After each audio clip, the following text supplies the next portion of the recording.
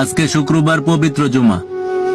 এই পবিত্র দিনে কবুল করে নিয়েন আল্লাহ প্রতিটা মানুষের মোনাজাতের দোয়া, যাদের মনে রয়েছে অপূর্ণ স্বপ্ন, ইচ্ছা, আকাঙ্ক্ষা। আল্লাহ আপনি তাদের মনকেও শান্তি করে দিয়েন, যাদের মনের কষ্টগুলো কাউকে বলতে পারে না, একমাত্র আপনি ছাড়া।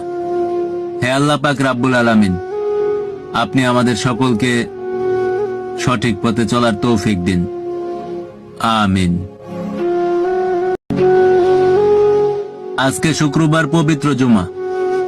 এই পবিত্র দিনে কবুল করে নিয়েন আল্লাহ প্রতিটা মানুষের মোনাজাতের দোয়া, যাদের মনে রয়েছে অপূর্ণ স্বপ্ন, ইচ্ছা, আকাঙ্ক্ষা।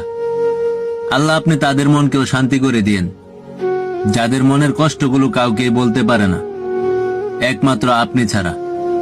হে আল্লাহ পাক রাব্বুল আলামিন, আপনি আমাদের সকলকে সঠিক পথে চলার তৌফিক দিন। আমিন।